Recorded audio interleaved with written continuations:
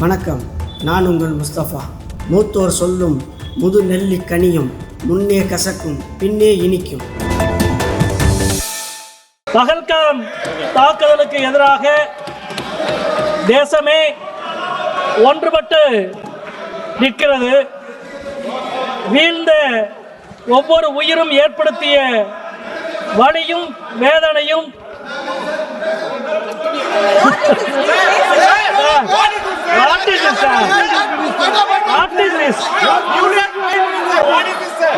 Speaker madam, honourable speaker madam,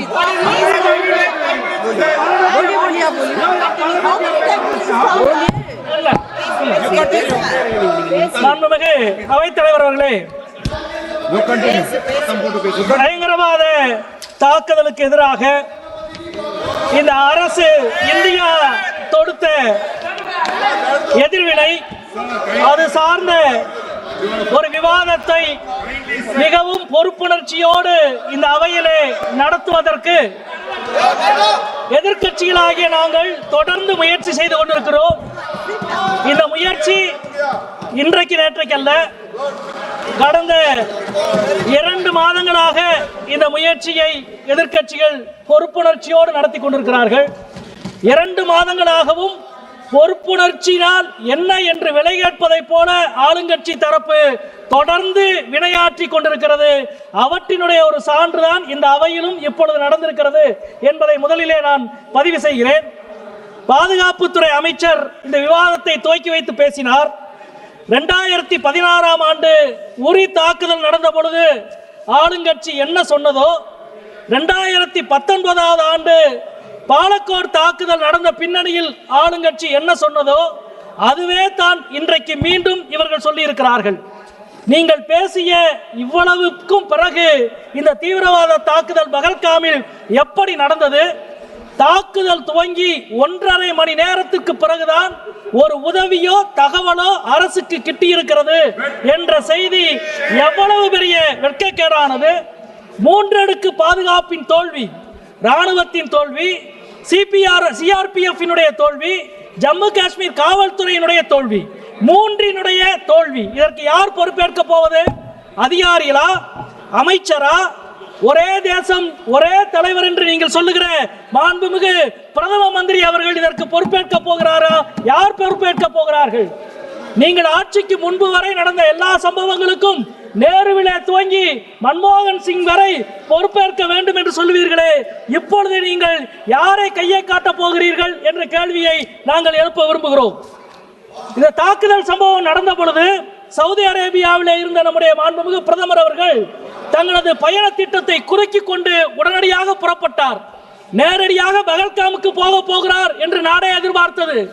நேரடியாக காஷ்மீருக்கு போக போகிறார் என்று நாடே எதிர்பார்த்தது. அவர் நேரடியாக பீகாரினுடைய தேர்தல் பேரணிக்கு போனார். எங்கள் இதயங்களில் தேசம் இருக்கிறது, உங்கள் இதயங்களில் தேர்தல் மட்டும்தான் இருக்கிறது என்பதை இந்த நாடு தொடர்ந்து பார்த்து கொண்டிருக்கிறது. அது மட்டுமல்ல, சிறப்பு நாடாளுமன்ற கூட்டத்தொடரை கூட்டுங்கள் என்று மீண்டும் மீண்டும் நாங்கள் கேட்டுக்கொண்டே இருக்கிறோம். பிரதமர் என்ன சொன்னார்? ஜனநாயகத்தின் கோவில் இந்த நாடாளுமன்றம் என்று சொன்னார். சரி, கோயிலுக்கு வாங்க என்று நாங்கள் கூப்பிடுகிறோம். கோவிலுக்கு வர இவ்வளவு பயப்படுகிற ஒரு பிரதமரை நீங்கள் கொண்டிருப்பது சரியா, நியாயமா? ஏன் அதுவும் சிறப்பு வழிபாட்டுக்கு வாருங்கள், சிறப்பு கூட்டத்தொடருக்கு வாருங்கள் என்று மீண்டும் மீண்டும் கேட்கிறோம். இங்கே வராமல் பீகாருக்கு போய் பிரதமர் பேசுகிறார். கற்பனை செய்ய முடியாத தாக்குதலை நாங்கள் நடத்துவோம் என்றார். நாங்கள் எதிர்பார்த்து கொண்டிருந்தோம் கற்பனை செய்ய முடியாத தாக்குதலை நடத்துவார் என்று. நடத்தினார். யார் நடத்தினார்? அமெரிக்க அதிபர் ட்ரம்ப் நடத்தினார். கற்பனையே செய்ய முடியாத ஒரு தாக்குதலை. இந்த பிரச்சனையில் அதிகமாக தோல்வி அடைந்திருப்பது உள்துறை அமைச்சகமா அல்லது வெளியுறவுத்துறை அமைச்சகமா என்ற விவாதத்தை இந்த அவை நடத்தி கொண்டிருக்கிறது. எதிர்க்கட்சிகள் ஆகிய நாங்கள் IMF சர்வதேச நிதியம் பாகிஸ்தானுக்கு கடன் கொடுப்பதை இந்தியாவால் தடுக்க முடியவில்லை. IMF நிர்வாக குழுவில் 25 நாடுகள் இருக்கிறது.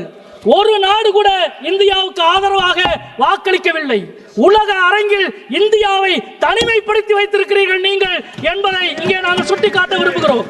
அதே போல பாலஸ்தீன பிரச்சனையில் ஐநா தீர்மானத்தில் இருந்து விலகியது, ஈரான் மீதான தாக்குதல் பிரச்சனையில் சாங்காய் ஒத்துழைப்பு அமைப்பினுடைய கூட்டறிக்கையில் கையெழுத்து போடாதது, ட்ரம்பினுடைய பேச்சுக்கு எதிராக எந்த எதிர்வினையும் ஆற்றாதது, இதுவெல்லாம் சர்வதேசிய அரங்கத்தில் இந்தியாவை ஒரு கோழை நாடாக கொண்டு போய் நிறுத்தி இருக்கிறீர்கள் என்பதை நாங்கள் இங்கே குற்றம் சாட்ட கடமைப்பட்டிருக்கிறோம்.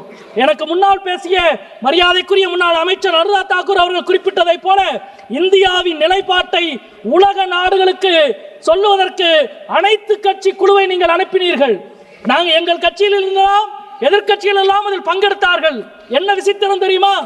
உங்களால் கடந்த காலங்களில் யாரெல்லாம் தேச துரோகிகள் என்று சொன்னீர்களோ அந்த தேச துரோகிகளில் பலர் எதிர்கட்சி குழுவில் பங்கெடுத்தோம். ஏனென்றால் எங்களுக்கு முக்கியம் தேசம்தான். அது மட்டுமல்ல, ஒவ்வொரு குழுவிலும் 1 அல்லது 2 இஸ்லாமிய எம்பிக்கள் பங்கெடுத்தார்கள். பாஜக ஆட்சிக்கு வந்ததுக்கு பிறகு இஸ்லாமிய எம்பிக்களுக்கான பிரதிநிதித்துவத்தை கொடுத்திருக்கிற முதல் விஷயம் இதுதான். அதை கொடுத்தவர்கள் எதிர்கட்சிகளாகிய நாங்கள். நேற்றைய தினம் நம்முடைய மரியாதைக்குரிய பிரதமர் அவர்கள் தமிழ்நாட்டுக்கு வந்து சோழர்களுடைய பேரரசை நினைவுபடுத்தி சோழர்கள் நடத்திய போரையும் ஆபரேஷன் சிந்தூரையும் இணைத்து பேசியிருக்கிறார். நான் ஒரு வரலாற்று மாணவன், வரலாற்றை அறிந்த ஒரு எழுத்தாளர் என்ற முறையில் சொல்கிறேன். சோழ பேரரசு, ராஜராஜன், ராஜேந்திர சோழன், இந்தியாவில் இருந்த ஒரு பேரரசு கடல் கடந்த வெற்றியை பெற்றதென்றால் அது சோழ பேரரசு மட்டும்தான். அந்த வெற்றிக்கு என்ன காரணம் தெரியுமா? ராஜராஜனோ ராஜேந்திர சோழனோ தான் நடத்திய எல்லா போரையும், தான் ஆரம்பித்த எல்லா போரையும் அவன்தான் முடித்தானே தவிர பக்கத்து நாட்டு மன்னன் முடித்து வைக்கவில்லை. மோடி துவங்கிய ஆபரேஷன் சிந்தூரை முடித்து வைத்தது அமெரிக்க அதிபர் ட்ரம்ப் என்பதை 25 முறை சொன்னார். ராஜராஜன் ஆரம்பித்த போரை பக்கத்து நாட்டு மன்னன் முடித்ததாக சொல்லி இருந்தால் முதலில் அவன் கதையை முடித்திருப்பான் ராஜராஜனும் ராஜேந்திர சோழனும். எனவே இன்றைக்கும் கூட இந்த இடத்திலே நம்முடைய மாண்புமிகு அமைச்சர் அவர்கள் விவாதத்தை ஆரம்பித்து பேசினார். ராமன் எப்படி இலங்கையின் மீது படையெடுத்து ராவணனை கொன்றானோ அதே போல இந்த படையெடுப்பை பிரதமர் நடத்தியிருக்கிறார் என்று சொன்னார். இன்னொரு அமைச்சர் எழுந்து சொல்லுகிறார். என்ன சொன்னார்? சிசுபாலனுடைய தலையை வெட்டுவதற்கு சுதர்சன சக்கரத்தை கிருஷ்ணன் பயன்படுத்தியதை போல பிரதமர் பயன்படுத்தினார் என்று சொல்கிறார். ராமன், கிருஷ்ணன் போன்ற கடவுள்களை எல்லாம் உங்கள் தோல்விகளை மறைக்க கடவுள்களை இவ்வளவு மலினமாக பயன்படுத்துவது நியாயமா? ஆத்திகவாதிகளின் மனம் புண்படாதா? இந்துக்களின் மனம் புண்படாதா? மிக வேதனையோடு நாங்கள் இங்கே கேட்கிறோம். மாண்புமிகு பாதுகாப்புத்துறை அமைச்சர் தனது பேச்சில் ஒரு முறை கூட மறந்து கூட கர்னல் சோஃபியா குரேஷிக்கு ஏற்பட்ட அவமானத்தை, அவமதிப்பை மத்திய பிரதேசத்தினுடைய உங்கள் எம்பி விஜய் ஷா பேசியதை கண்டித்து ஒரு வார்த்தை பேசவில்லை. ஏன்? அதே போல பகல்காம் தாக்குதலின் போது சுற்றுலா பயணிகளை காப்பாற்ற குதிரை ஓட்டி தன் உயிரை கொடுத்தான் அதில்ஷா. அதில்ஷாவினுடைய வீரத்தை பாராட்டி ஒரு வார்த்தை நீங்கள் பேசவில்லை. அது மட்டுமல்ல, ஒரு அதில்ஷா அல்ல, தீவிரவாதத்துக்கு எதிராக நூற்றுக்கணக்கான அதில்ஷாக்கள், ஆயிரக்கணக்கான அதில்ஷாக்கள் இருக்கிறார்கள் என்று உணர்த்தியது காஷ்மீர் மக்கள். அந்த காஷ்மீர் மக்களினுடைய ஒருமைப்பாட்டை அங்கீகரித்து ஒரு வார்த்தை நீங்கள் பேசவில்லை. வேதனையோடு நாங்கள் சொல்லுகிறோம், மத ரீதியான வேறுபாடுகளை பயங்கரவாதத்தை வைத்து அதிகரிக்க முடியாது என்பதுதான் இந்தியா சொல்லுகிற செய்தி. அதுதான் இந்தியா.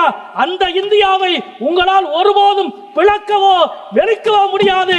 நாங்கள் வெல்லுவோம் என்பதை சொல்லி முடிக்கிறேன். நன்றி, வணக்கம்.